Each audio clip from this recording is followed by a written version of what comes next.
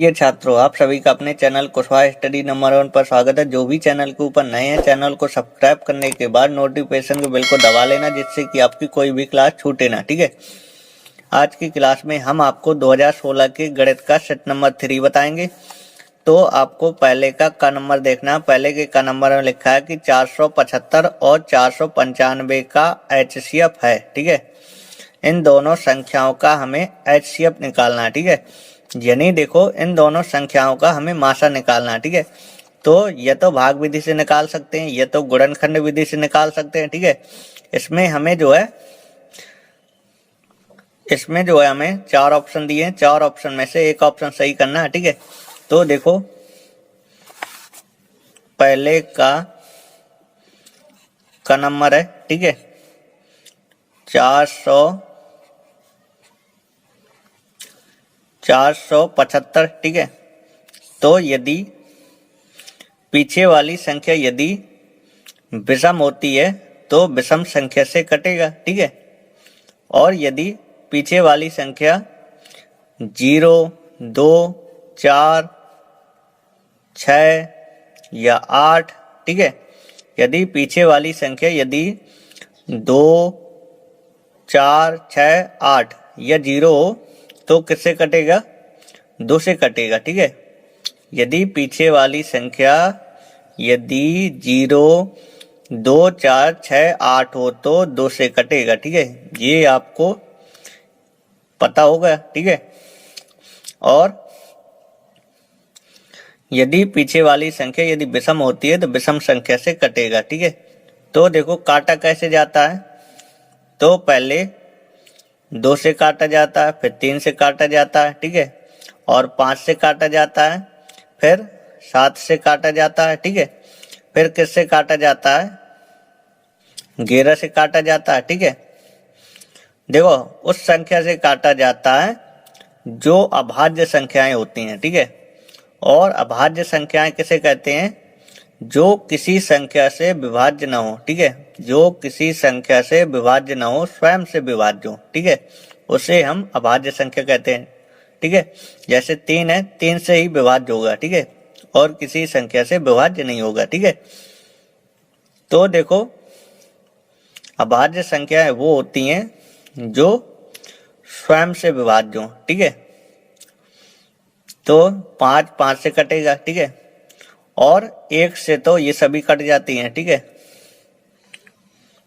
तो देखो, 3 से काटने का नियम ये होता है, यदि इन संख्याओं का योग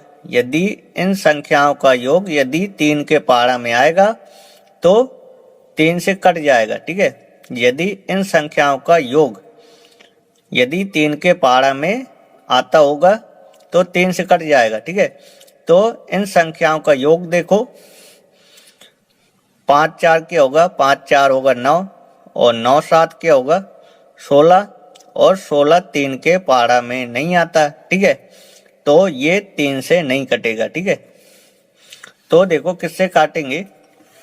इसे 5 से काटेंगे। ठीक है, तो 5 से भाग दें, पनम 45। ठीक है, 2 बचा, 25 बना, पचम 25। ठीक है, फिर 5 से कटेगा।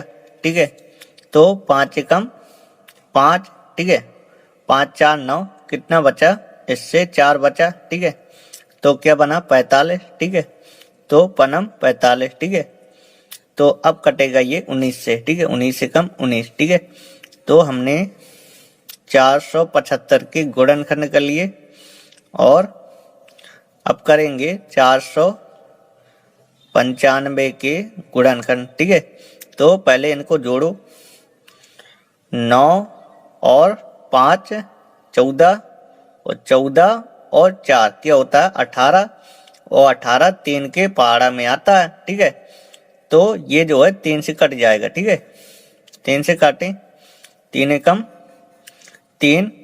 ठीक है, 1 बचा, 19 बना। ठीक है, तो तिछंग 18, 1 बचा, 15 बना। ठीक है, तो 3 पचे 15। ठीक है, तो फिर 3 से काटेंगे, 3 पचे 15। ठीक है, 1 बचा, 15 बना, 3 पचे 15। ठीक है, अब देखो किससे कटेगा, अब कटेगा ये 5 से, ठीक है। 5 कम 5 से कम 5, 5 कम 5, 5 कम 5, ठीक है। तो अब कटेगा ये 11 से, 11 कम 11, ठीक है। तो देखो जैसे हमें इन दोनों संख्याओं का एचसीएफ निकालना है, ठीक है। तो इन दोनों संख्याओं का एचसीएफ निकालना है, तो हमने इन दोनों संख्याओं के गुणनखंड कर लिए, ठीक है। अब देखो इन दोनों संख्याओं के गुणनखंडों में देखो कि कौन सी संख्या दोनों में उभयनिष्ठ है, ठीक है। इन दोनों संख्याओं के गुणनखंडों में कौन सी ऐसी संख्या है जो दोनों में कॉमन हो, ठीक है। तो वही इन दोनों संख्याओं का एचसीएफ होगा, ठीक है। तो इन दोनों संख्याओं के गुणनखंडों में केवल 1, 5 ही दोनों में कॉमन है, ठीक है। तो एचसीएफ क्या होगा, एचसीएफ 5 होगा, ठीक है। तो कौन सा ऑप्शन सही है, चौथा ऑप्शन सही है, ठीक है।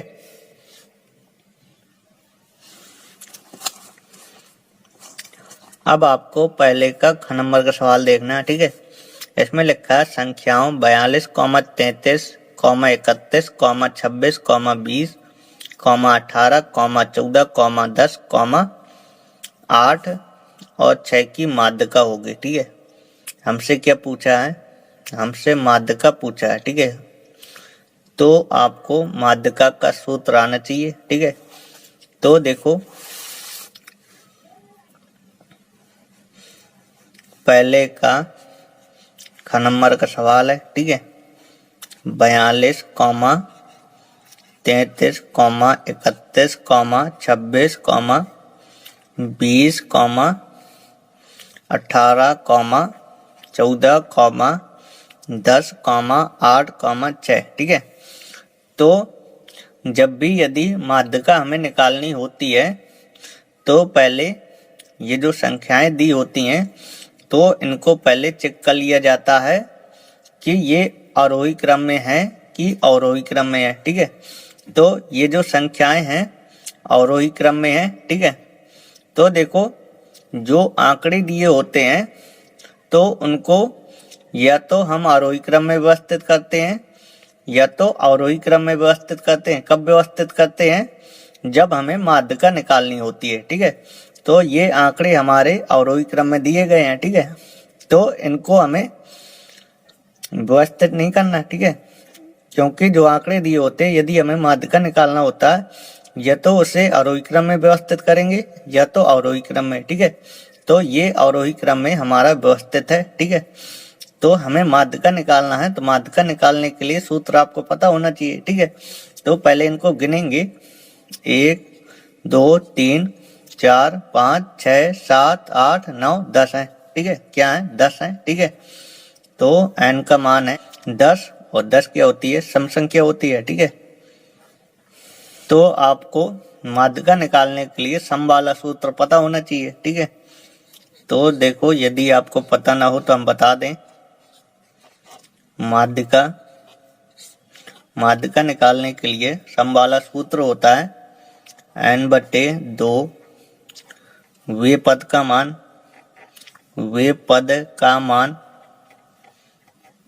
प्लस n/2 प्लस 1 वे पद का मान, ठीक है।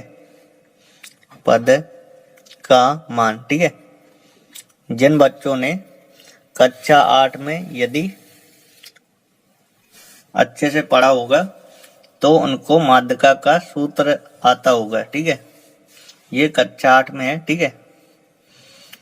और इसके बट्टे में 2, ठीक है।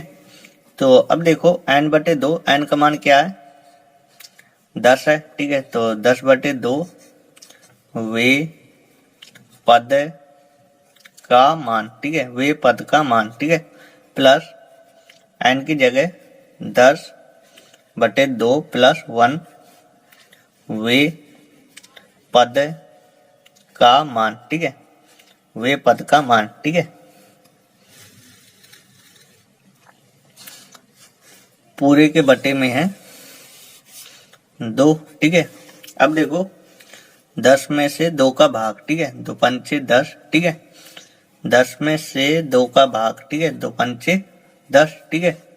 तो यहाँ पे होगा 5वें पद का मान, ठीक है, 5वें पद का मान, ठीक है, प्लस 5 और 1 6, ठीक है, तो 6वें पद का मान, ठीक है, 6वें पद का मान, ठीक है, बटे पूरे के बटे में है 2, ठीक है। तो अब देखो यहाँ पे देखना 5वें पद का मान कौन है, ठीक है, 1 2 3 4 5, 5वां पद ये रहा, ठीक है। तो 5वें पद की जगह क्या लिखेंगे 20, ठीक है, क्योंकि 5वां पद 20 है, ठीक है। 6वें पद का मान, ठीक है, तो 6वां पद ये है 18, ठीक है, तो 18 और बटे 2, ठीक है, अब जोड़ेंगे 8, ठीक है, 2 1 3, ठीक है, तो क्या होगा 38 होगा, ठीक है, इसके बटे 2 और 38 में से 2 का भाग, ठीक है, तो 2 एकम 2, 2 नम 18, ठीक है। तो हमें माध्यिका निकालनी थी, तो माध्यिका निकल आई, क्या आई 19, ठीक है। तो इसमें देखो कौन सा ऑप्शन सही है, दूसरा ऑप्शन सही है, ठीक है। आई होप आपको ये सवाल समझ में आया होगा। अब आपको ग नंबर का सवाल देखना है, इसमें लिखा है tan 63 अंश बटे cot 27 अंश का मान होगा, ठीक है। ये बहुत ही सिंपल है, ठीक है। देखो tan 63 अंश, ठीक है, tan 63 अंश बटे cot 27 अंश, ठीक है, tan 63 अंश बटे cot 27 अंश, ठीक है। तो देखो या तो ऊपर वाले चेंज कर लो या तो नीचे वालों को, ठीक है। tan 63 अंश इसे क्या लिख सकते हैं, इसे लिख सकते हैं 90 अंश माइनस 27 अंश, ठीक है, 90 अंश माइनस 27 अंश, ठीक है। यदि 90 अंश में यदि 27 अंश यदि घटाएंगे तो 63 अंश आएगा, ठीक है, cot 27 अंश, ठीक है। तो अब देखो tan 90 माइनस थीटा क्या होता है, cot थीटा होता है, ठीक है, यानी cot क्या होगा 27 अंश, ठीक है, बटे cot 27 अंश, ठीक है। तो अब देखो कैंसिल हो जाएगा, ठीक है, तो 1 आ जाएगा, ठीक है। तो देखो कौन सा ऑप्शन सही है, पहला ऑप्शन इसका सही है, ठीक है। अब आपको घ नंबर का सवाल देखना है, इसमें लिखा है कि आकृति में यदि पीटी एक वृत्त जिसका केंद्र O है, ठीक है, जिसका केंद्र O है, ठीक है, की स्पर्श रेखा है, ठीक है, ये जो पीटी है ये स्पर्श रेखा है, ठीक है। तो देखो कोण TPO ये वाला कोण 25 अंश दिया है, तो हमसे x का मान पूछा है कि x का मान ज्ञात कीजिए, ठीक है। तो देखो ये वाली रेखा स्पर्श रेखा है, ठीक है, और देखो हमें ये पता है कि स्पर्श रेखा किसे कहते हैं, जो वृत्त को केवल एक ही बिंदु पर स्पर्श करे वह वृत्त की स्पर्श रेखा होती है, ठीक है, जो वृत्त को केवल एक ही बिंदु पर स्पर्श करे वह वृत्त की स्पर्श रेखा होती है, ठीक है। तो सवाल में ये कहा है कि ये पीटी स्पर्श रेखा है, ठीक है, और कोण TPO ये वाला कोण दिया है 25 अंश, ठीक है। तो हमें ये वाला कोण निकालना है, ठीक है। तो देखो कैसे निकालेंगे, तो देखो जो त्रिज्या होती है वो स्पर्श रेखा पर लंब होती है, ठीक है। तो देखो केंद्र से परिधि तक की दूरी, केंद्र से परिधि तक की दूरी क्या होती है, त्रिज्या होती है, और वृत्त की त्रिज्याएं क्या होती हैं, आपस में बराबर होती हैं, ठीक है। तो देखो केंद्र से परिधि तक की दूरी ये त्रिज्या है, ये स्पर्श रेखा है, तो देखो त्रिज्या वृत्त की त्रिज्या स्पर्श रेखा पर लंब होती है, वृत्त की त्रिज्या स्पर्श रेखा पर लंब होती है, ठीक है। तो यहाँ पे 90 अंश का कोण बन जाएगा, ठीक है। तो देखो ये त्रिभुज है, ठीक है, ये त्रिभुज है, त्रिभुज में हमें 2 कोण पता है, तीसरा कोण निकालना जैसे, तो कैसे निकालेंगे, तो देखो त्रिभुज के तीनों कोणों का योग 180 अंश होता है। ठीक है, त्रिभुज के तीनों कोणों का योग 180 अंश होता है और हमें इसमें से दो कोण पता है, तीसरा कोण निकालना है। तो कैसे निकालेंगे? तो देखो त्रिभुज के तीनों कोणों का योग 180 अंश होता है, तो 180 अंश में से इन दोनों कोणों को जोड़ के घटा देंगे तो ये वाला कोण निकल आएगा। ठीक है, तो देखो जब ये वाला कोण निकल आएगा तो इस वाली रेखा में ये वाली रेखा खड़ी है। ठीक है, इस वाली रेखा में ये वाली रेखा खड़ी है। जब एक रेखा में कितनी भी रेखाएं खड़ी हों, इन रेखाओं द्वारा बनने वाले कोणों का योग 180 अंश होता है। ठीक है, तो देखो पहले हम इसे निकाल लें, इसे निकालने के बाद इन दोनों कोणों का योग क्या कर देंगे? 180 अंश कर देंगे।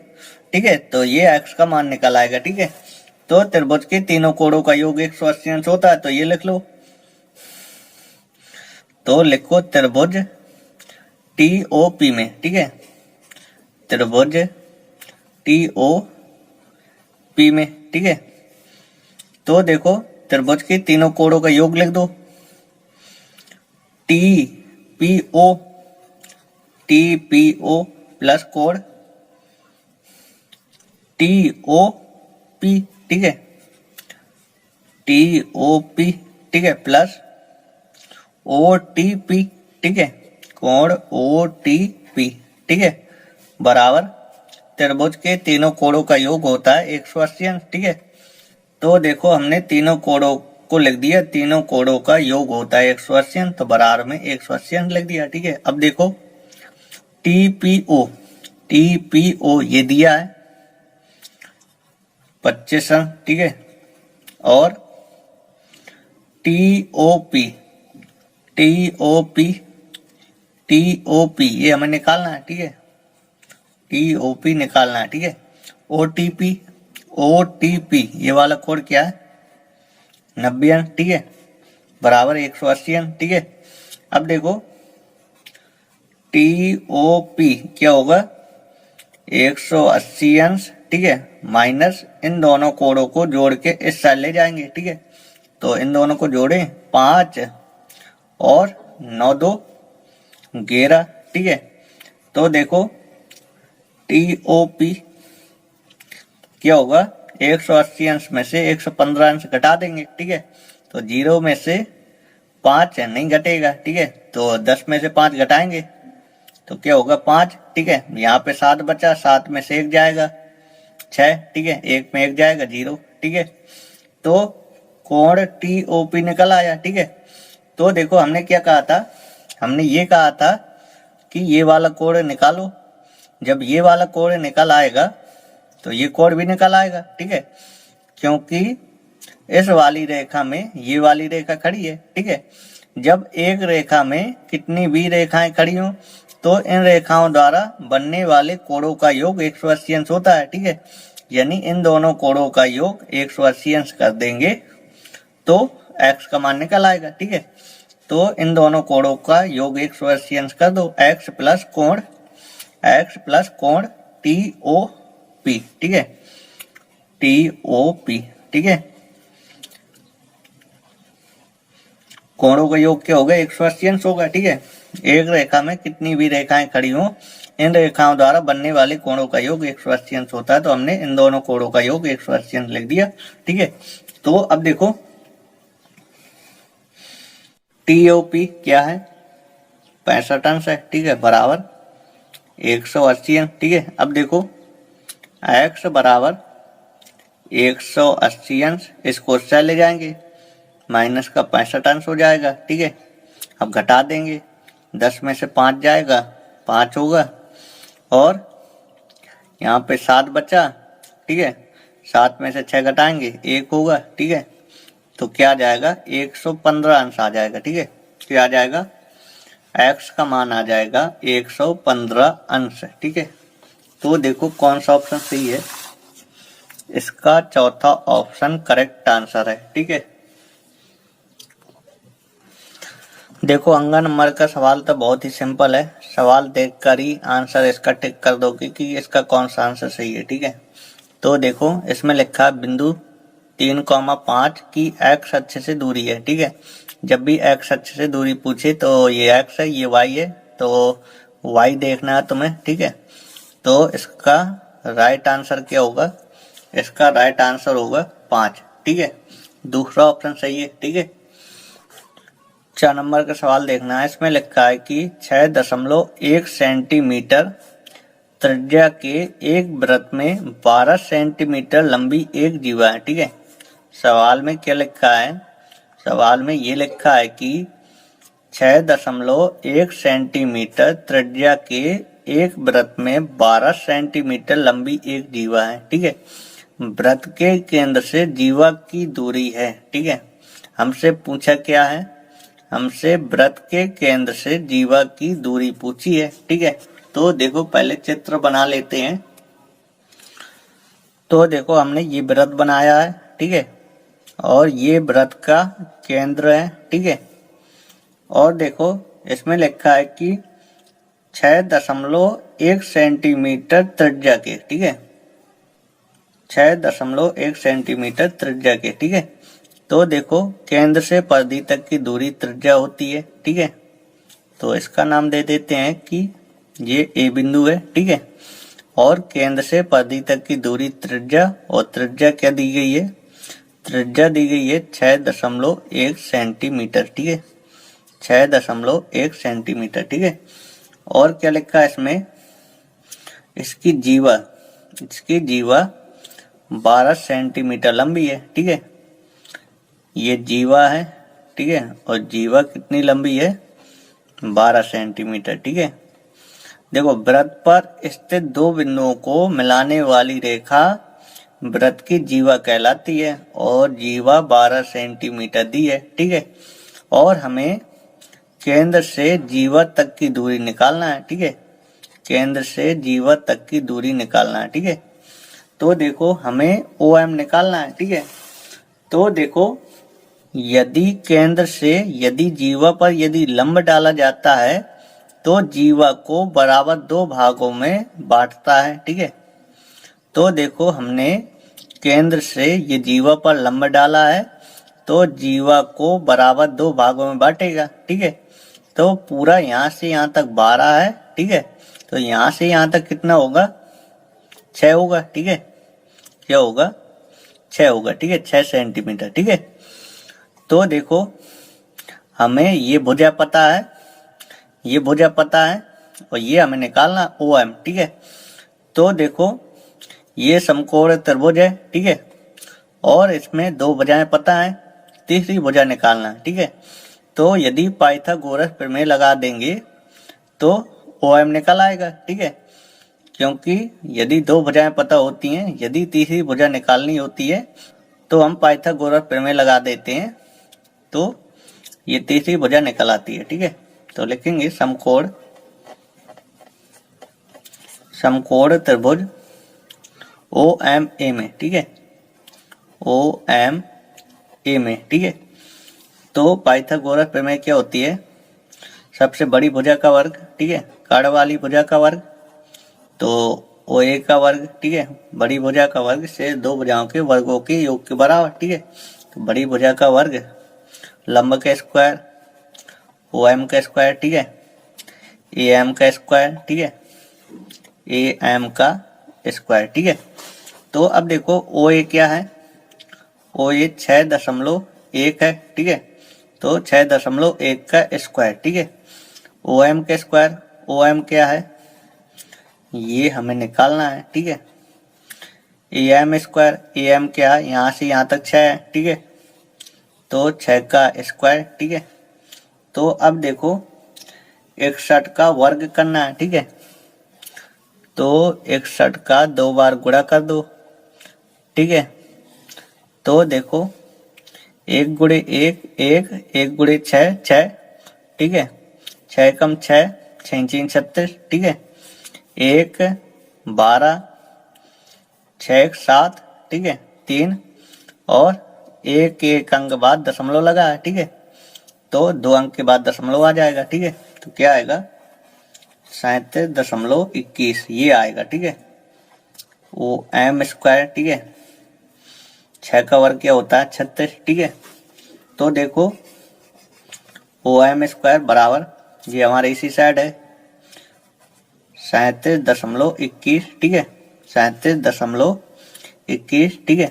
ये साइड आ जाएगा, माइनस हो जाएगा, ठीक है। तो अब देखो इसमें इसको घटा लेंगे, ठीक है।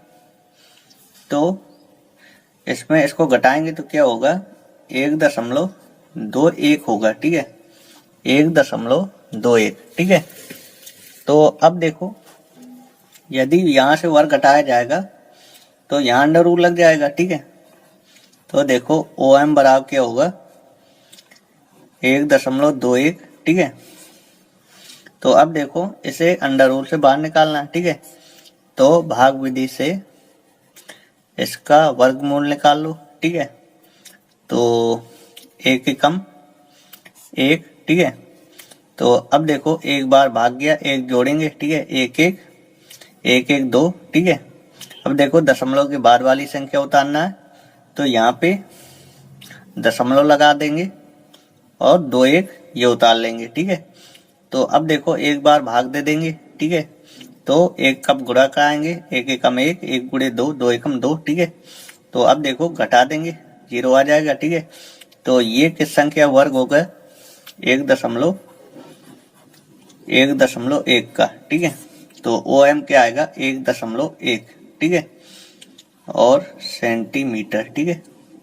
तो देखो कौन सा ऑप्शन सही है, इसका B नंबर करेक्ट आंसर है, ठीक है।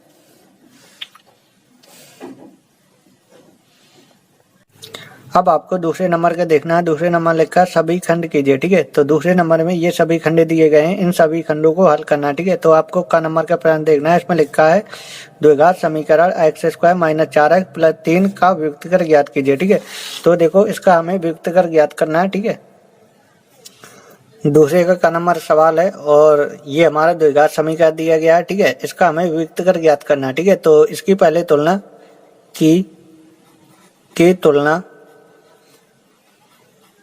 की तुलना हम करेंगे ax² + bx + c बराबर 0 से करने पर, ठीक है।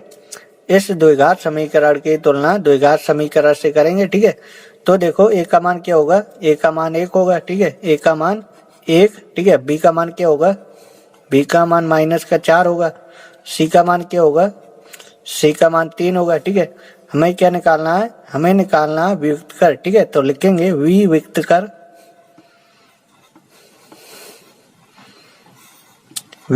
का सूत्र क्या होता है और व्युत्क्रम को कैसे लिखते हैं, v व्युत्क्रम को d से लिखते हैं, ठीक है। इसका सूत्र क्या होता है b² - 4ac ये होता है, ठीक है। तो देखो b², b का मान क्या है, b का मान -4 है, ठीक है। तो क्या करेंगे -4 के स्क्वायर करेंगे, ठीक है। -4ac 4 गुणे a का मान क्या है, a का मान 1 है, ठीक है। गुणे c का मान क्या है, c का मान 3 है, ठीक है। अब देखो -4 का वर्ग करेंगे तो क्या होगा 16 होगा, ठीक है। अब यहाँ देखो 4 गुणे 3 करेंगे, 4 3 क्या होगा 12 होगा। अब क्या करेंगे 16 में से 12 घटा देंगे, कितना आ जाएगा 4 आ जाएगा, ठीक है। तो हमें व्युत्क्रम निकालना था, व्युत्क्रम क्या आ गया 4 आ गया, ठीक है। अब आपको ख नंबर का सवाल देखना है। इसमें लिखा है निम्नलिखित आंकड़ों का बहुलक ज्ञात कीजिए, ठीक है। तो इन आंकड़ों का हमें क्या निकालना है, इन आंकड़ों का हमें बहुलक निकालना है, ठीक है। तो बहुलक निकालने में ये देखा जाता है कि सबसे ज्यादा बार कौन सी संख्या है, ठीक है। तो सबसे ज्यादा बार संख्या क्या है, सबसे ज्यादा बार संख्या 8 है, ठीक है। तो इसका बहुलक क्या होगा 8 होगा, ठीक है। अब आपको घ नंबर का सवाल देखना है। इसमें लिखा है द्विघात समीकरण x² - 3x - 10 बराबर 0 के मूल ज्ञात कीजिए, ठीक है। इसके हमें मूल निकालना, ठीक है। ये हमारा द्विघात समीकरण दिया गया है, इसके हमें मूल ज्ञात करना, ठीक है। और ये सवाल पेपर में 1 नंबर का आता है, ठीक है। तो देखो इसके मूल कैसे ज्ञात करते हैं। ये हमारा द्विघात समीकरण दिया गया और द्विघात समीकरण में ये देखा जाता है यदि पीछे वाली संख्या यदि माइनस की होती है तो इससे एक संख्या बढ़ के गुणा करते हैं। गुणा करने पर ये जो पीछे लिखा है 10 ये आना चाहिए और जोड़ने घटाने पर ये जो 3 लिखा है ये आना चाहिए, ठीक है। तो पीछे वाली संख्या माइनस की है तो इससे एक संख्या बढ़ के गुणा करेंगे तो 3 है, 4 से गुणा करेंगे कितना आना चाहिए 10 आना चाहिए, ठीक है। तो 4 गुणे 1 करेंगे और 5 गुणे 2 करेंगे तो 5 गुणे 2 करेंगे तो 10 आ जाएगा और 5 में यदि 2 घटा देंगे तो 3 आ जाएगा, ठीक है। तो देखो x² ये संख्या माइनस की है तो इसमें से पहली संख्या माइनस की लिखी जाएगी और इसमें x लगा है तो 5 में x लगा देंगे तो 5x और दूसरी संख्या हम प्लस की करेंगे, प्लस का 2x करेंगे क्योंकि यदि 5x में यदि 2x घटाएंगे तो 3x आ जाएगा। ठीक है, तो देखो -10 बराबर 0। इन दोनों संख्याओं का अलग कॉमा लिया जाएगा और इन दोनों संख्याओं का अलग कॉमा लिया जाएगा। ठीक है, तो इन दोनों संख्याओं में कॉमा क्या है, इन दोनों संख्याओं में x कॉमा है। ठीक है, तो x की घात 2 है, एक x कॉमा है तो एक x बचेगा, माइनस x हमारा कॉमा है तो क्या बचेगा 5 बचेगा, प्लस इन दोनों संख्याओं में 2 कॉमा है। ठीक है, तो 2 कॉमा लेंगे तो यहाँ पे x बचेगा, माइनस 10 में से 2 का भाग देंगे, 2 पंचे 10 होगा बराबर 0। ठीक है, तो एक कोष्टक में लिखा जाएगा x - 5 और एक कोष्टक में लिखा जाएगा x + 2। ठीक है, तो अब देखो इन दोनों के बराबर में 0 है तो ऐसा लिख सकते हैं x - 5 बराबर 0, तो x बराबर होगा 5, तो एक शून्य हमारा ये निकल आया और एक शून्य कौन निकल आएगा। अब देखो क्या करेंगे, x + 2 बराबर 0 करेंगे तो क्या होगा, x बराबर -2 होगा। इसको उस साइड ले जाएंगे, पक्षांतर करेंगे तो ये संख्या माइनस की हो जाएगी। ठीक है, तो हमें इसके शून्य ज्ञात करने थे तो शून्य जो है ज्ञात हो गए। ठीक है, अब आपको तीसरा नंबर देखना है, इसमें लिखा है सभी खंड कीजिए। ठीक है, तो तीसरे नंबर है ये सभी खंड दिए गए हैं, इन सभी खंडों को हमें हल करना है। तो आपको तीसरे का नंबर का सवाल देखना है। इसमें लिखा है x + 2y बराबर 0 तथा 2x - 3y बराबर 14 को हल कीजिए। ठीक है, ऐसे हमें हल करना है। ठीक है, ये 2 समीकरण दिए गए हैं, इन दोनों समीकरणों को हमें हल करना है। इससे हमें x और y के मान निकालना है। तो देखो कैसे मान निकालेंगे, तो देखो यहाँ पे x का गुणांक 2 है तो 2 का गुणा समीकरण 1 में कर दो, और यहाँ पे x का गुणांक 1 है तो 1 का गुणा समीकरण 2 में कर दो, तो ये x वाला कैंसिल हो जाएगा तो y का मान निकल आएगा। y का मान निकल आएगा तो y का मान चाहे समीकरण 1 में रख देना या समीकरण 2 में रख देना, तो x का मान निकल आएगा। ठीक है, तो देखो हमने यहाँ पे लिखा समीकरण 1 में 2 का तथा समीकरण 2 में 1 का गुणा करके घटाने पर। ठीक है, तो देखो समीकरण 1 में 2 का गुणा कराना है तथा समीकरण 2 में 1 का गुणा कराना है और समीकरण 1 में से समीकरण 2 को घटा देंगे तो ये x वाला कट जाएगा। ठीक है, इन दोनों को यदि जोड़ा जाएगा तो ये x वाला नहीं कटेगा क्योंकि ये दोनों प्लस के हैं। ठीक है, तो समीकरण 1 में पहले 2 का गुणा करा देना और समीकरण 2 में 1 का गुणा करा देना,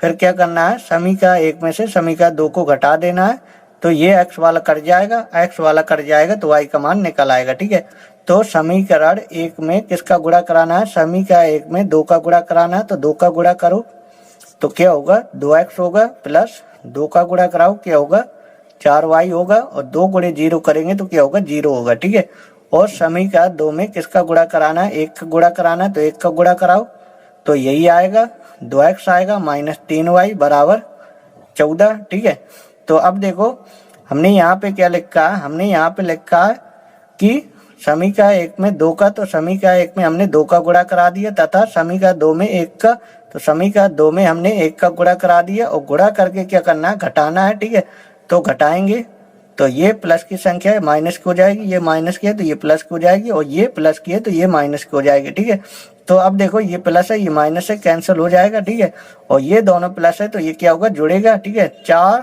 और 3 क्या होगा 4 और 3 होगा 7, यानी ये आएगा 7y, और यहाँ पे यदि इसमें इसको घटाएंगे तो क्या आएगा -14 आएगा। ठीक है, तो अब देखो y बराबर -14 और ये जाएगा बट्टे में, इसे लिखा जाएगा नीचे। ठीक है,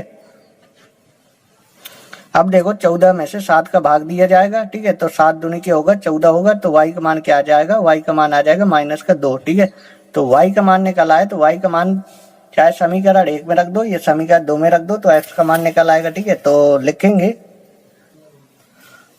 तो देखो हमने यहाँ पे लिखा y का मान समीकरण 1 में रखने पर। ठीक है, तो समीकरण 1 हमारा ये है, इसमें y की जगह -2 रख देते हैं। ठीक है, तो x हमारे जो करते हो +2 और 2 के गुणा में लगा y, तो y का मान 2 के गुणा में लिखेंगे, 2 गुणे -2 बराबर 0। ठीक है, अब देखो x और यहाँ पे गुणा करेंगे, 2 गुणे 2 करेंगे तो क्या होगा 4 होगा, और प्लस गुणे माइनस करेंगे तो क्या होगा माइनस होगा, ठीक है, बराबर 0।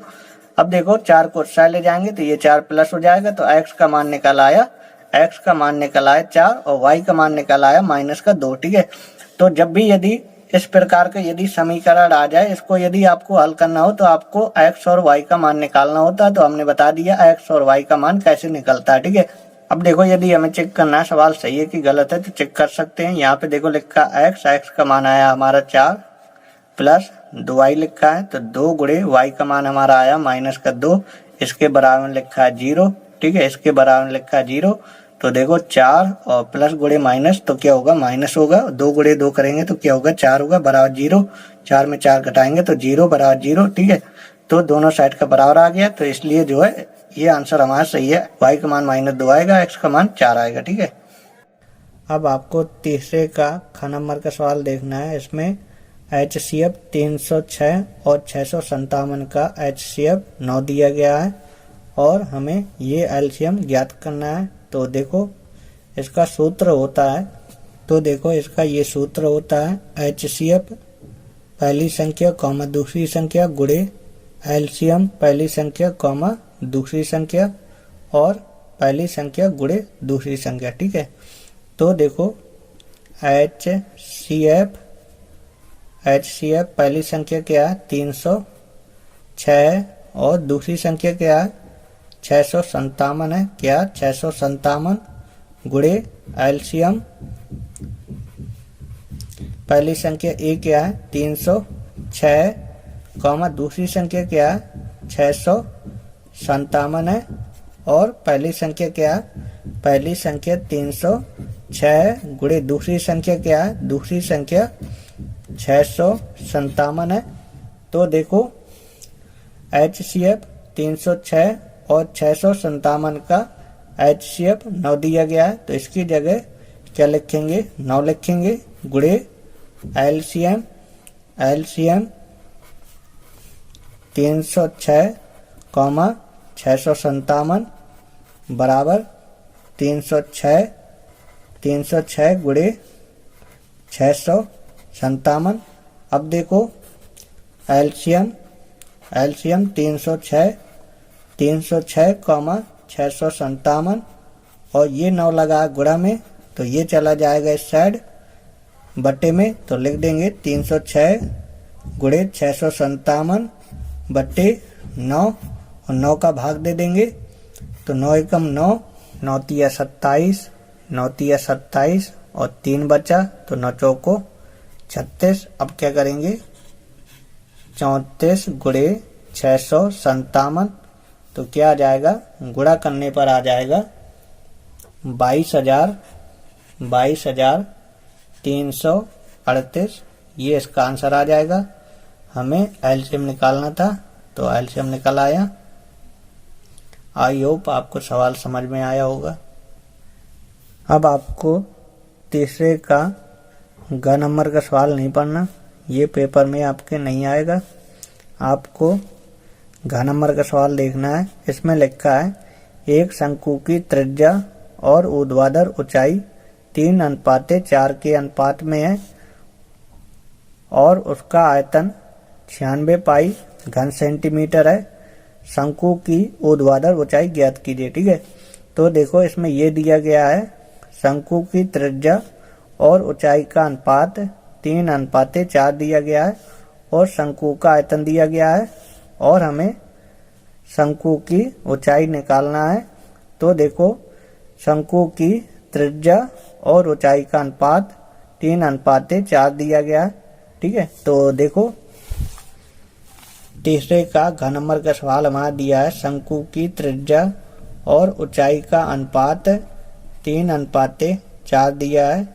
तो देखो हम मान लेंगे माना शंकु की त्रिज्या r को हम 3x मान लेंगे, r को हम 3x मान लेंगे और h को 4x मान लेंगे और सवाल में शंकु का आयतन दिया है और शंकु के आयतन से हमारा सवाल लगेगा।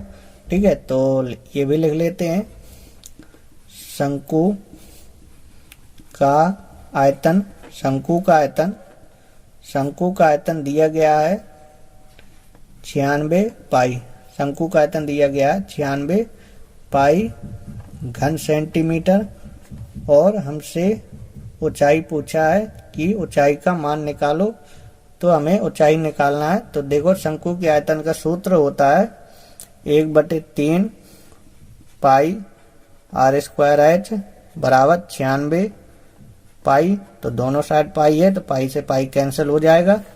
तो आगे देखो 1/3 r² लिखा है तो r का मान क्या है 3x है।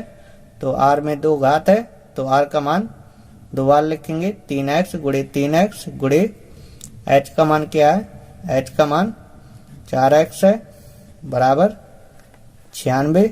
तो अब देखो 3 से 3 कैंसिल हो जाएगा। तो अब देखो 3 गुणे 4 करेंगे तो क्या होगा 3 चौको 12 होगा। x गुणे x करेंगे तो क्या होगा x की घाते 3 होगा बराबर 96। ठीक है क्या है 96 है। ठीक है तो अब देखो x की घाते 3 और बराबर 96 और ये जाएगा इसके बटे में। अब देखो क्या करेंगे 96 में से 12 का भाग तो 12 96 होता है। ठीक है तो अब देखो x की घाते 3 बराबर क्या होगा 8 होगा। तो आगे देखो यहाँ से क्यूब हटा देंगे। ठीक है तो यहाँ पे क्यूब लग जाएगा। तो अब आपको पता होना चाहिए कि 8 किस संख्या घन होता है। तो 8 2 का घन होता है तो x का मान आ जाएगा 2। तो देखो शंकु की ऊंचाई क्या थी 4x थी तो x का हमने मान निकाल लिया तो 2 आया। तो x की जगह रख देंगे तो शंकु की ऊंचाई निकल आएगी और शंकु की ऊंचाई हमें निकालना है। ठीक है शंकु की ऊंचाई h बराबर क्या है 4x है। ठीक है तो देखो 4 गुणे x का मान आया 2 तो 4 गुणे 2 करेंगे तो क्या होगा 8। तो हमें शंकु की ऊंचाई निकालनी थी। शंकु की ऊंचाई आ गई 8 सेंटीमीटर। अब आपको चौथे का क नंबर का सवाल पढ़ना है। इसमें लिखा है एक शंकु का छिन्नक जो 45 सेंटीमीटर ऊंचा है के सिरों की त्रिज्याएं 28 सेंटीमीटर और 7 सेंटीमीटर है।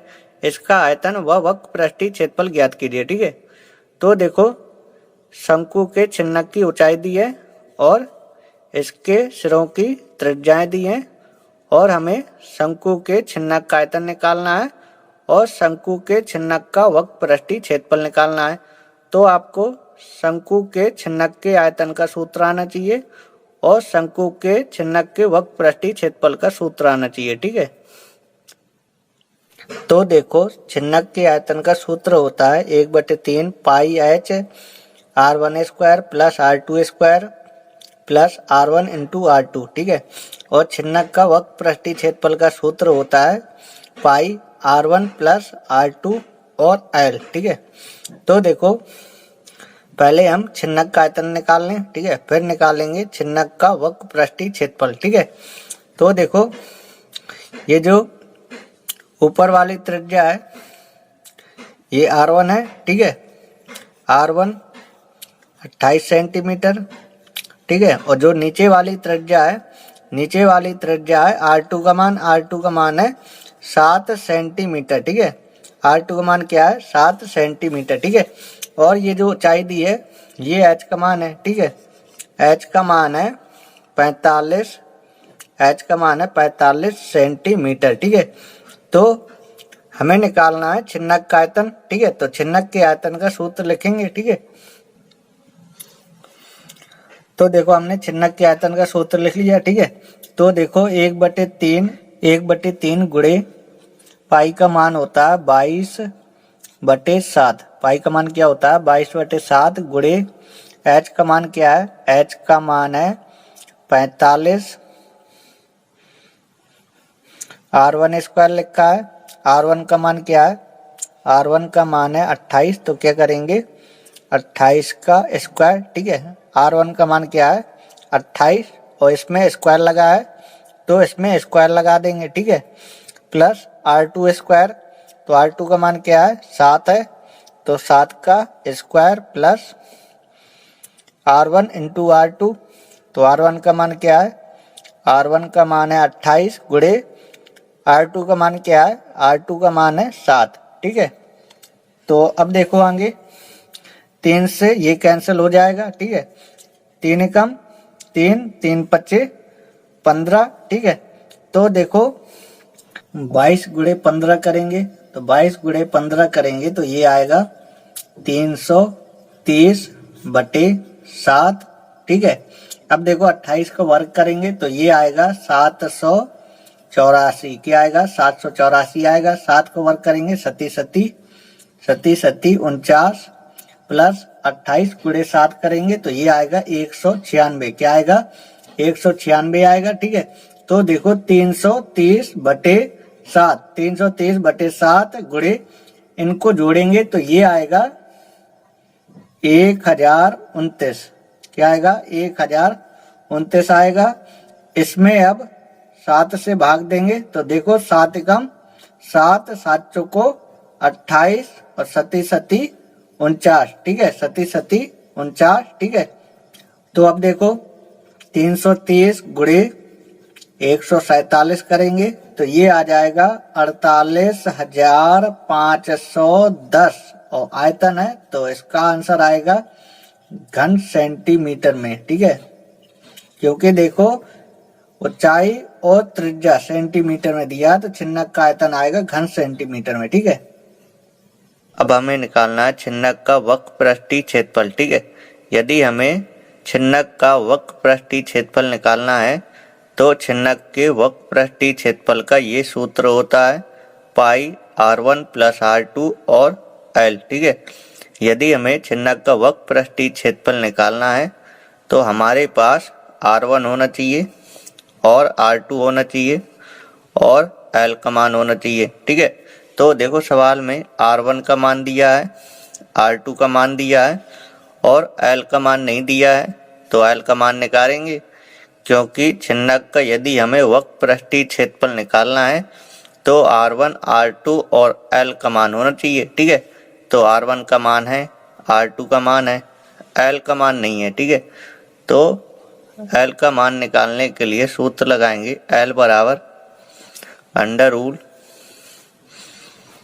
H square plus R1 minus R2 का होल स्क्वायर। ठीक है, तो देखो H स्क्वायर, H का मान क्या है, H का मान सवाल में दिया है, सवाल में H का मान 45 सेंटीमीटर दिया है। ठीक है, H का मान 45 सेंटीमीटर दिया है। ठीक है, H का मान 45 सेंटीमीटर। ठीक है, तो देखो H स्क्वायर, H का मान क्या 45।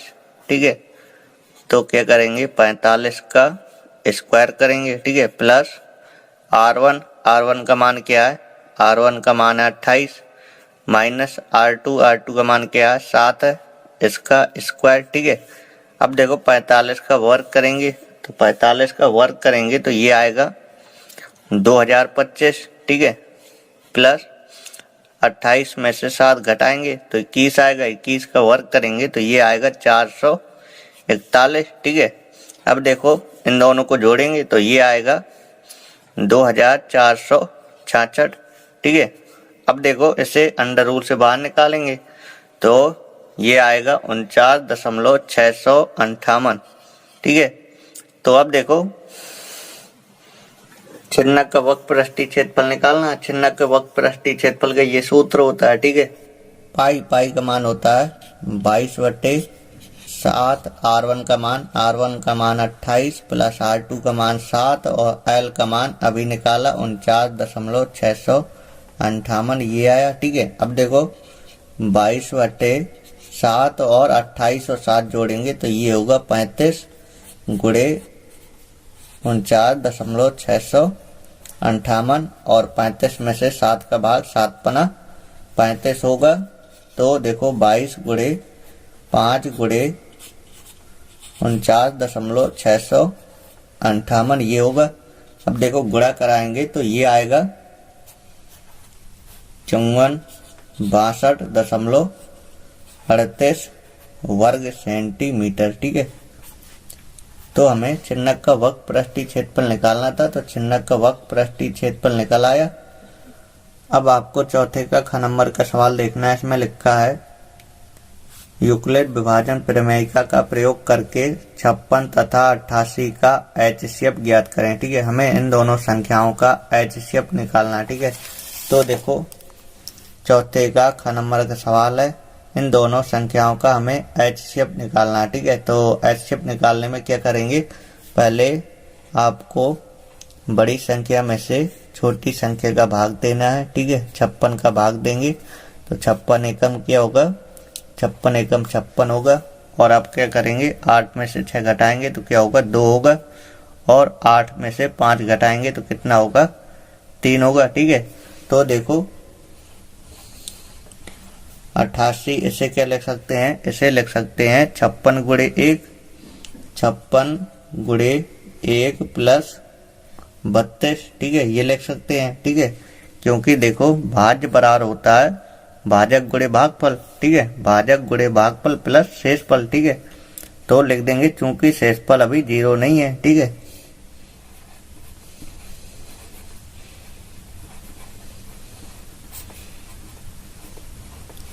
ठीक है, चूंकि शेषफल अभी 0 नहीं है। ठीक है, 56 में से 32 का भाग देंगे, 32 एकम 32 होगा।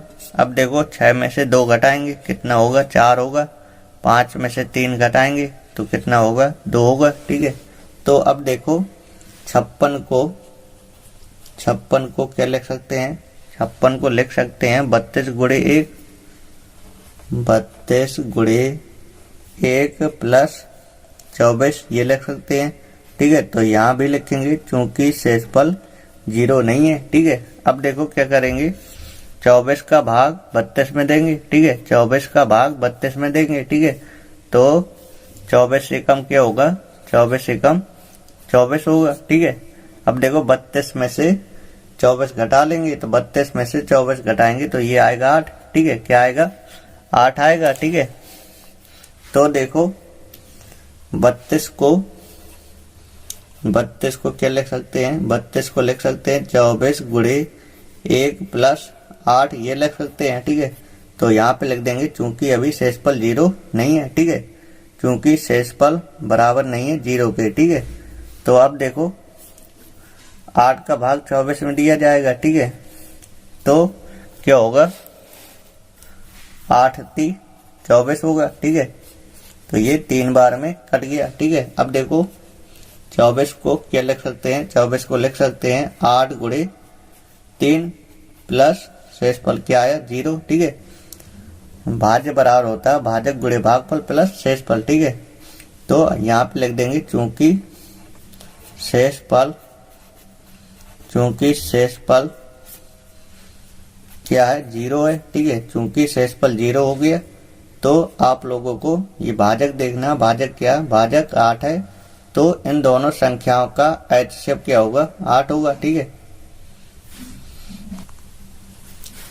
तो देखो हमने लिख दिया 56 और 88 का HCF 8 है। ठीक है, अब आपको चौथे का ग नंबर का सवाल देखना है। इसमें लिखा है सिद्ध कीजिए tan थीटा बटे sec theta -1 minus tan theta बटे sec थीटा +1 बराबर 2 cot थीटा। ठीक है, ये हमें सिद्ध करना है। ठीक है, तो चौथे का ग नंबर का सवाल है। ठीक है, हम लेफ्ट हैंड साइड लेंगे और राइट हैंड साइड से 2 जाएगा। ठीक है, ठीक है, तो देखो लेफ्ट हैंड साइड लेने पर तो हमने ये लेफ्ट हैंड साइड लिख लिया। ठीक है, तो अब देखो sec थीटा -1 sec थीटा +1 ये एलसीएम लेंगे। ठीक है, तो देखो sec थीटा -1 sec थीटा +1 ये हमने एलसीएम लिया। ठीक है, तो अब देखो tan थीटा इसका भाग इसमें देंगे। ठीक है, तो इससे ये कैंसिल हो जाएगा, इसका गुणा इसमें हो जाएगा। ठीक है, sec theta plus sec theta +1। ठीक है, माइनस अब देखो इसका भाग इसमें देंगे तो ये कैंसिल होगा, तो इसका गुणा इसमें होगा, ठीक है। तो tan थीटा सेक थीटा -1, ठीक है। तो अब देखो आगे tan थीटा का अंदर गुणा कर देंगे, ठीक है। तो tan थीटा का अंदर गुणा क्या होगा, tan theta into sec theta होगा, प्लस इसका गुणा इसमें क्या होगा, tan थीटा होगा, ठीक है, माइनस इसका गुणा इसमें तो क्या होगा, tan theta into sec theta, ठीक है, ये होगा। अब देखो इसका गुणा इसमें करना, ठीक है, माइनस गुणे माइनस क्या होगा, प्लस tan थीटा गुणा 1 में तो क्या होगा, tan थीटा होगा, ठीक है, बटे इसमें सूत्र लगा देंगे a plus B, A minus B का सूत्र क्या होता है, ए स्क्वायर। तो ए का मान क्या है, सेक थीटा है, इसका वर्ग करेंगे तो क्या होगा, सेक स्क्वायर थीटा होगा, ठीक है, माइनस बी स्क्वायर, बी का मान क्या है, एक का वर्ग करेंगे तो एक आएगा, ठीक है। अब यहाँ देखो ये माइनस है और ये प्लस है, कैंसिल हो जाएगा, ठीक है। तो देखो इन दोनों को जोड़ेंगे तो क्या होगा, दो tan थीटा होगा, ठीक है, बटे सेक स्क्वायर थीटा -1 क्या होता है, ये होता है tan स्क्वायर थीटा, ठीक है। अब देखो tan थीटा, ये tan स्क्वायर थीटा लिखा है, ये 2 बार है, ठीक है, एक tan थीटा से इसका स्क्वायर कैंसिल हो जाएगा, ठीक है। तो देखो ऊपर बचा 2, नीचे बचा tan थीटा, ठीक है। तो अब देखो 2 और देखो 1/tan थीटा, ये क्या होता है, 1/tan थीटा होता है, ये होता है cot थीटा, ठीक है। तो हमें ये सिद्ध करना था 2 cot थीटा, तो ये सिद्ध हो गया, ठीक है। तो हमने लेफ्ट हैंड साइड लिया और राइट हैंड साइड सिद्ध हो गया। अब आपको घन नंबर का सवाल देखना है, इसमें लिखा है उस त्रिभुज का क्षेत्रफल ज्ञात कीजिए जिनके शीर्ष 2,3 -1,0 2, -4 है, ठीक है। हमें त्रिभुज का क्षेत्रफल ज्ञात करना है, ठीक है। ये त्रिभुज के शीर्षों के निर्देशांक दिए गए हैं, ठीक है।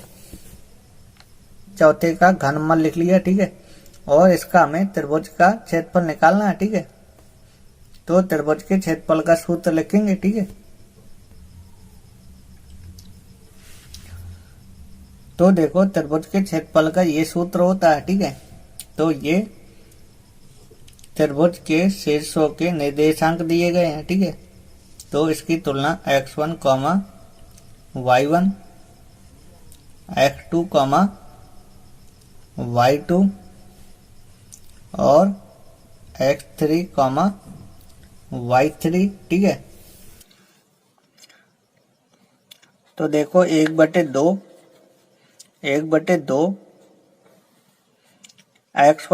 x1 का मान क्या है, 2 है, 2 गुणे y2 मान क्या है, 0 है, प्लस x2 का मान क्या है, -1 है, गुणे y3 का मान क्या है, -4 है, प्लस x3 क्या है, 2 है, गुणे y1 क्या है, 3 है, कोष्टक बंद, ठीक है, माइनस y1 क्या है, 3 है, गुणे x2 क्या है, -1 है, प्लस y2 क्या है, 0 है, गुणे x3 क्या है, 2 है, प्लस y3 क्या है, y3 -4 है, गुणे x1 क्या है, 2 है, ठीक है।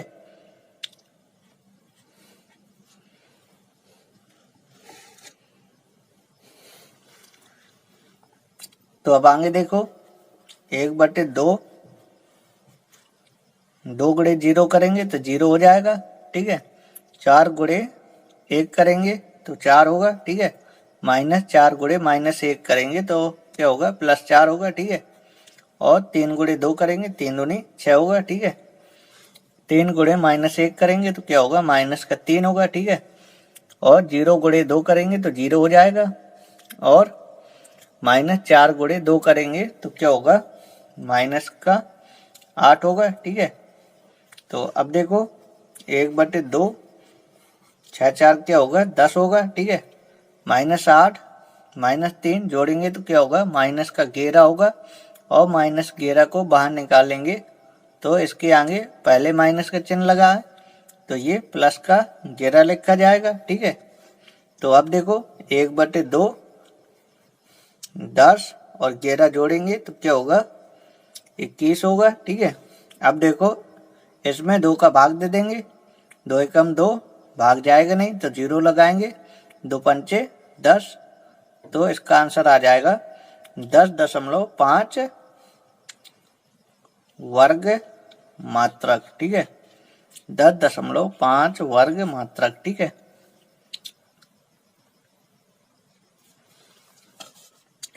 अब आपको 5वें नंबर देखना है, इसमें लिखा सभी खंड कीजिए, ठीक है।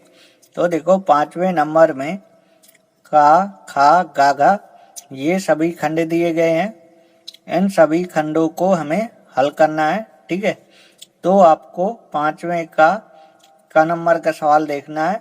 इसमें लिखा है यदि अल्फा और बीटा द्विघात समीकरण 2x² + 5x - 7 = 0 के मूल हैं तो अल्फा की घाते 3 बीटा प्लस अल्फा बीटा की घाते 3 का मान ज्ञात कीजिए, ठीक है। तो ये द्विघात समीकरण है और इसके मूल अल्फा और बीटा है, ठीक है। तो हमारा ये द्विघात समीकरण दिया गया है और इसके मूल अल्फा और बीटा है, ठीक है। इसके ये मूल हैं अल्फा और बीटा, ठीक है। ये हमारा द्विघात समीकरण दिया गया है और इसके मूल अल्फा और बीटा है, ठीक है। हमें किसका मान निकालना है, हमें अल्फा की घाते 3 बीटा प्लस अल्फा बीटा की घाते 3 इसका मान हमें ज्ञात करना है, ठीक है। अल्फा की घाते 3 बीटा प्लस अल्फा बीटा की घाते 3 इसका मान हमें ज्ञात करना है, ठीक है। तो देखो पहले लिखेंगे मूलों का योग, मूलों का योग, मूल क्या है अल्फा बीटा, मूलों का योग यानी अल्फा प्लस बीटा और मूलों का योग क्या होता है -b/a होता है, ठीक है। और मूलों का गुणनफल, तो मूलों का गुणनफल यानी अल्फा इंटू बीटा, मूलों गुणनफल होता है c/a, ठीक है। तो इसके लिए हमें b और a और c और a इसके मान पता होना चाहिए, ठीक है। तो देखो इसकी पहले हम तुलना करेंगे, ये द्विघात समीकरण दिया गया, द्विघात समीकरण की तुलना द्विघात समीकरण से करेंगे, ठीक है। तो की तुलना किससे करेंगे, द्विघात समीकरण की तुलना द्विघात समीकरण से करेंगे, ठीक है। की तुलना ax² + bx + c = 0 से करने पर, ठीक है। तो a का मान क्या है, a का मान 2 है, b का मान क्या है, b का मान 5 है और c का मान क्या है, c का मान -7 है, c का मान -7, ठीक है। तो मूलों का योग -b का मान क्या है 5 है, ठीक है, बटे a का मान क्या है, a का मान 2 है, ठीक है। c/a, c का मान क्या है -7 है और a का मान क्या है 2 है, ठीक है। और हमें इसका मान निकालना था, ठीक है। तो देखो इन दोनों कॉमा क्या है, अल्फा और बीटा ये कॉमा है, ठीक है। तो अल्फा की घाते 3 है, एक अल्फा कॉमा है तो क्या बचेगा α² बचेगा, बीटा हमारा कॉमा है तो बीटा आएगा नहीं, ठीक है। और अल्फा हमारा कॉमा है, बीटा की घाते 3 है, एक बीटा कॉमा है तो क्या बचेगा β², ये बचेगा, ठीक है। तो अब देखो अल्फा बीटा, ठीक है, और α² + β², इसका सूत्र क्या होता है, तो इसका सूत्र होता है अल्फा प्लस बीटा का whole square minus 2 alpha beta, ठीक है। ये सूत्र होता है, ठीक है। तो देखो अल्फा बीटा मान क्या है, -7/2 है, -7/2 रख दो, ठीक है, प्लस अल्फा प्लस बीटा का होल स्क्वायर, तो अल्फा प्लस बीटा मान क्या 5/2 है, ठीक है, तो 5/2 का स्क्वायर, ठीक है, -2 अल्फा बीटा, तो 2 गुणे अल्फा बीटा मान क्या -7/2 है, ठीक है। तो आगे देखो -7/2, 5 का वर्ग क्या होगा 25, 2 का वर्ग क्या होगा 4, माइनस माइनस गुणे माइनस प्लस होगा, और 2 से 2 कैंसिल हो जाएगा, ठीक है, तो यहाँ बचेगा 7, ठीक है। तो आगे देखो -7/2, -7/2, और इसमें एलसीएम क्या 4 एलसीएम है, ठीक है, इसके बट्टे में 1 लिख लेंगे, ठीक है, तो यहाँ पे 25 आएगा, ठीक है। इसका भाग इसमें देंगे, 4 बार जाएगा, 4 का गुणा इसमें, तो 7 चौको 28 होगा, ठीक है। तो आगे देखो -7/2, ठीक है, इसको जोड़ेंगे तो 8 और 5 क्या होगा 8 5 13 होगा, ठीक है, और 2 और 2 जोड़ेंगे 4 होगा, 4 1 5 होगा, ठीक है, बट्टे 4, ठीक है। 7 गुणे 3 करेंगे, 7 3 21 आएगा, ठीक है, 7 गुणे 5, 7 5 35, 35 और 2 37, ठीक है, 37 बट्टे 4 दूनी 8, ठीक है, माइनस है, माइनस आएगा, ठीक है।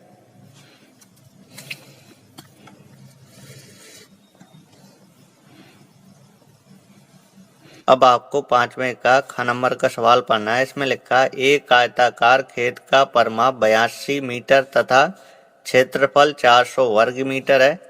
आयताकार खेत की चौड़ाई ज्ञात कीजिए, ठीक है। तो सवाल में आयताकार खेत का परिमाप दिया गया है और आयताकार खेत का क्षेत्रफल दिया गया है, और हमें आयताकार खेत की चौड़ाई निकालना है, ठीक है। 5वें का ख नंबर का सवाल है, ठीक है। मान लेंगे माना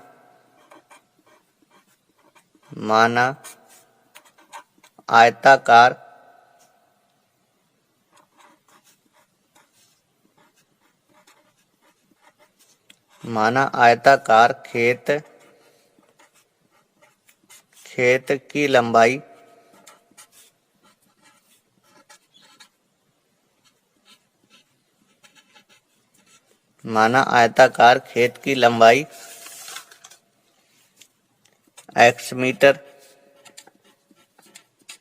और आयताकार खेत की चौड़ाई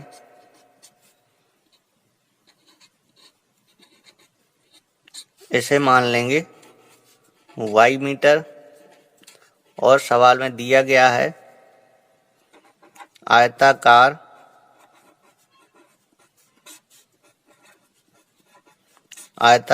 खेत का परिमाप दिया गया है 82 मीटर, ठीक है। क्या दिया है 82 मीटर दिया है, ठीक है। तो देखो आयताकार खेत का परिमाप 82 मीटर दिया है, तो आयत का परिमाप का सूत्र क्या होता है, तो आयत के परिमाप का सूत्र होता है 2 कोष्ठक में लंबाई, तो लंबाई क्या है x है, प्लस चौड़ाई क्या है y है, ठीक है, बराबर 82। अब देखो इसके गुणा में 2 लगा है, तो 2 चला जाएगा इस साइड, ठीक है, तो x प्लस y, तो इसको 2 को लिखा जाएगा इसके बट्टे में, ठीक है। 2 इस साइड गुणा में लगा है, ठीक है, तो इस साइड जाएगा तो भाग में चेंज हो जाएगा, ठीक है, तो इसे लिखेंगे 82 के बट्टे में, ठीक है। तो अब देखो 82 में 2 का भाग दिया जाएगा, तो 2 चौको 8 और 2 एकम 2, ठीक है। तो अब देखो x प्लस y क्या होगा 41 होगा, ठीक है। तो अब देखो यहाँ से हम y का मान निकाल लेंगे, ठीक है, तो y बराबर क्या होगा y बराबर होगा 41, इसको उस साइड ले जाएंगे, ठीक है, तो ये माइनस का x हो जाएगा, ठीक है। इसे समीकरण 1 बना लेंगे, ठीक है। अब देखो सवाल में दिया गया है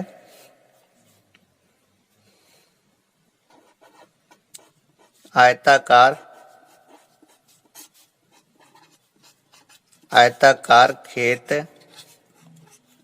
खेत का क्षेत्रफल, आयताकार खेत का क्षेत्रफल दिया गया है 400 वर्ग मीटर। ठीक है, तो देखो आयत का क्षेत्रफल का सूत्र क्या होता है, तो आयत के क्षेत्रफल का सूत्र होता है लंबाई गुणे चौड़ाई। तो लंबाई क्या है, लंबाई x है, चौड़ाई क्या है, चौड़ाई y है। ठीक है, बराबर 400। ठीक है, अब देखो x हमारा जो कहते हो, ठीक है, और y का मान क्या है, y का मान है 41 माइनस x। ठीक है, तो y की जगह ये लिख सकते हैं। ठीक है, बराबर 400। ठीक है,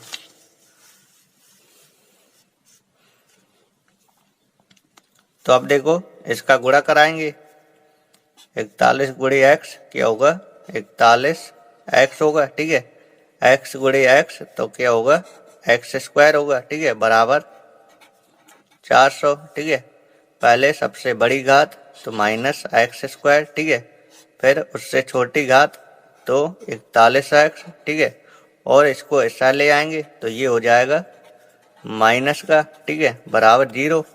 तो अब देखो माइनस का गुणा करा देंगे। ठीक है, तो इनके चिन्ह चेंज हो जाएंगे। ठीक है, तो ये माइनस का तो ये प्लस हो जाएगा। ठीक है, और ये प्लस है तो ये माइनस हो जाएगा। ठीक है, 41x। ठीक है, और ये माइनस है तो ये प्लस हो जाएगा। ठीक है, बराबर 0। ठीक है, अब देखो पीछे वाली संख्या प्लस की है, इससे एक संख्या घट के गुणा करेंगे। ठीक है, गुणा करने पर 400 आना चाहिए और जोड़ने घटाने पर 41 आना चाहिए। ठीक है, तो यदि हम 16 गुणे 25 करेंगे तो गुणा करने पर 400 आ जाएगा और 16 में से 25 जोड़ देंगे तो 41 आ जाएगा। ठीक है, तो देखो x स्क्वायर माइनस क्या लिखेंगे, 16x माइनस 25x लिखेंगे। ठीक है, 41x को क्या लिख सकते हैं, 16x माइनस 25x। ठीक है, यदि इन दोनों को जोड़ेंगे तो क्या आएगा, 41x आएगा। ठीक है, ये दोनों माइनस के जोड़ेंगे। ठीक है, प्लस 400 बराबर 0। ठीक है, इन दोनों का अलग कॉमा। ठीक है, तो x कॉमा आएगा। ठीक है, x की घाते 2 है, एक x कॉमा तो एक x बचेगा, माइनस x हमारा कॉमा है तो क्या बचेगा, 16 बचेगा। ठीक है, माइनस 25 ये कॉमन लेंगे। ठीक है, तो यहाँ पे x बचेगा, माइनस का कॉमन लिए तो ये प्लस है तो ये माइनस लिखा जाएगा और 400 में से 25 का भाग दिया जाएगा तो ये 16 बार में जाएगा। ठीक है, बराबर 0।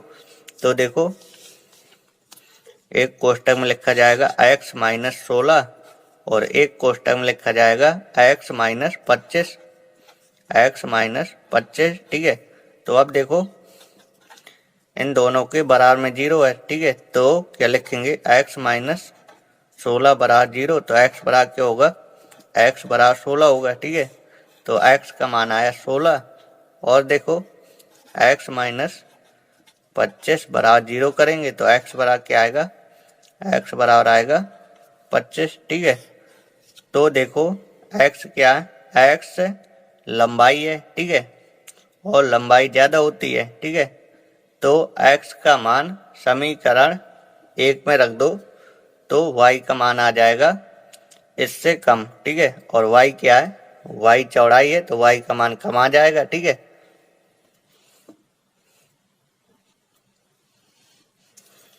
तो लिख देंगे x बराबर 25 समीकरण 1 में रखने पर। ठीक है, x बराबर 25 समीकरण 1 में रखने पर। ठीक है, तो y बराबर 41 माइनस x की जगह 25। ठीक है, x की जगह 25। ठीक है, y बराबर 41 में से 25 घटाएंगे तो क्या आ जाएगा, 16 आ जाएगा। ठीक है, हमें खेत की चौड़ाई निकालना था, खेत की चौड़ाई आ गई 16 मीटर। ठीक है, तो देखो लिख देंगे खेत की लंबाई, खेत की लंबाई, खेत की लंबाई, खेत की लंबाई को माना था हमने x, ठीक है। तो x का मान आया 25, ठीक है।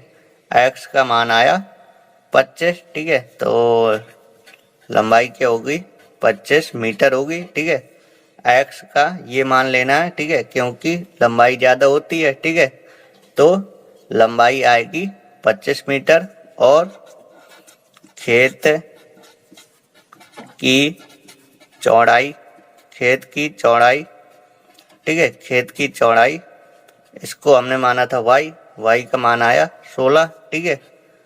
तो हमें खेत की लंबाई चौड़ाई, ठीक है, ये निकालना था। तो खेत की लंबाई आई 25 मीटर और खेत की चौड़ाई आई 16 मीटर, ठीक है। सवाल में ये कह रहा कि खेत की चौड़ाई निकालो, तो खेत की चौड़ाई 16 मीटर होगी, ठीक है। अब आपको 5वें का ग नंबर का सवाल पढ़ना है। इसमें लिखा है लोहे की एक ठोस गेंद, ठीक है, लोहे की एक ठोस गेंद की त्रिज्या 9 सेंटीमीटर है। इसे पिघलाकर 3 छोटी ठोस गेंदें बनाई गई हैं, ठीक है। फिर लिखा है यदि उनमें से 2 की त्रिज्याएं क्रमशः 8 सेंटीमीटर और 6 सेंटीमीटर है तो तीसरी गेंद की त्रिज्या ज्ञात कीजिए, ठीक है। तो देखो लोहे की एक ठोस गेंद है जिसको पिघलाकर 3 गेंदें बनाई गई हैं, ठीक है। तो देखो सवाल में ये कह रहा है कि लोहे की एक गेंद जिसको पिघलाकर 3 गेंदें बनाई गई हैं, ठीक है। तो देखो इसको पिघलाकर यदि 3 गेंदें यदि बनाई जाएंगी तो एक गेंद का आयतन तीनों गेंदों के कुल आयतनों के योग के बराबर होगा, ठीक है। एक गेंद का आयतन तीनों गेंद के कुल आयतनों के योग के बराबर होगा, ठीक है, क्योंकि एक गेंद को पिघलाकर 3 गेंदें बनाई गई हैं, ठीक है। तो एक गेंद का आयतन तीनों गेंद के कुल आयतनों के योग के बराबर होगा, ठीक है। तो देखो इसकी त्रिज्या दी गई है, इसकी त्रिज्या 9 सेंटीमीटर है, ठीक है, और इसकी त्रिज्या 8 सेंटीमीटर है, ठीक है, और दूसरी गेंद की त्रिज्या 6 सेंटीमीटर है, ठीक है, और हमें तीसरी गेंद की त्रिज्या निकालनी है, ठीक है। तो देखो एक गेंद को पिघलाकर यदि 3 गेंदें यदि बनाई जाएंगी तो एक गेंद का आयतन तीनों गेंद के कुल आयतनों के योग के बराबर होगा, ठीक है। एक गेंद का आयतन तीनों गेंद के कुल आयतनों के योग के बराबर होगा, ठीक है। तो देखो इसकी त्रिज्या r, इसकी त्रिज्या r1, इसकी त्रिज्या r2, इसकी त्रिज्या r3 और हमें तीसरी गेंद की त्रिज्या निकालनी है, यानी r3 का मान निकालना है, ठीक है। तो देखो r का मान 9 सेंटीमीटर और r1 का मान 8 सेंटीमीटर और r2 का मान 6 सेंटीमीटर और तीसरी गेंद की त्रिज्या r3 का मान हमें निकालना है, ठीक है। तो देखो हमने लिखा ठोस का आयतन पहली गेंद का आयतन प्लस दूसरी गेंद का आयतन प्लस तीसरी गेंद का आयतन, ठीक है, क्योंकि एक गेंद का आयतन तीनों गेंद के आयतनों के योग के बराबर होगा, ठीक है, क्योंकि एक गेंद को पिघलाकर 3 गेंदें बनाई गई हैं, ठीक है। तो एक गेंद का आयतन तीनों गेंद के आयतनों के कुल योग के बराबर होगा, ठीक है।